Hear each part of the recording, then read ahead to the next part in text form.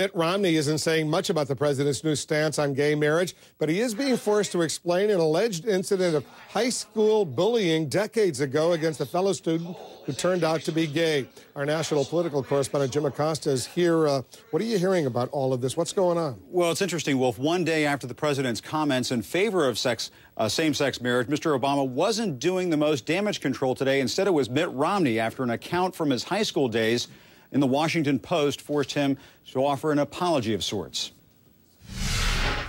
5 of Mitt Romney's former high school classmates all told the Washington Post the same story. In 1965, at the elite Cranbrook Prep School in Michigan, those classmates say Romney and a group of his friends tackled and cut the hair of a fellow student who was rumored to be gay. The alleged victim of the bullying incident, according to the Post's account, cried and screamed for help. Within minutes of going up on the newspaper's website, the story blew up on Twitter. The Democratic Party tweeted out a quote from one of the classmates mentioned in the article, who said it was vicious.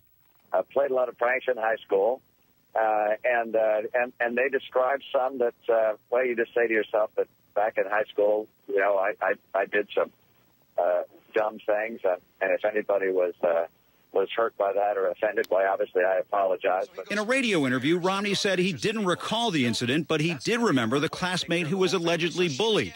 I certainly don't believe that I can't speak for other people, of course, but thought the fellow was homosexual.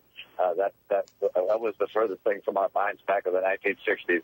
The story from Romney's past emerged less than a day after the president declared his support for same-sex marriage, when the GOP contender seemed reluctant to pounce on the controversy. This is a very tender and sensitive topic, as are many social issues. In an interview with the Denver TV station, Romney got testy with a reporter who had pressed him on same-sex marriage, among other issues.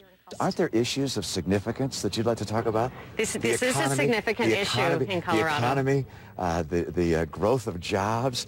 That may be because it's not 2004 anymore, when many pundits say John Kerry lost the presidency in the state of Ohio, where a same-sex marriage amendment drew scores of Christian conservatives to the polls, handing George W. Bush a second term.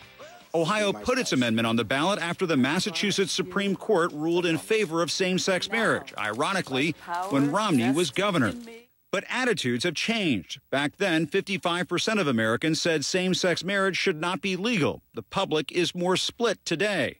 While President Obama's comments may cost him support among independents, he is going to lose, I think, a few Reagan Democrats in Ohio and Pennsylvania and Michigan and North Carolina, working class white males. But consider how quickly House Speaker John Boehner changed the subject back to the economy. 14 seconds. I believe that marriage is the union of one man and one woman. And the president and the Democrats can talk about all this all they want. But the fact is, the American people are focused on our economy, and they're asking the question, where are the jobs? Both campaigns appear ready to move on from the issue of same-sex marriage. The Obama campaign put out a rash of new ads today that focus on the economy. The Romney campaign, meanwhile, is talking up Mrs. Romney, who's got an op-ed out on the virtues of motherhood just in time for Mother's Day, Wolf. This coming Sunday. That's right. Everyone's getting ready for Mother's Day. Thanks very much for that.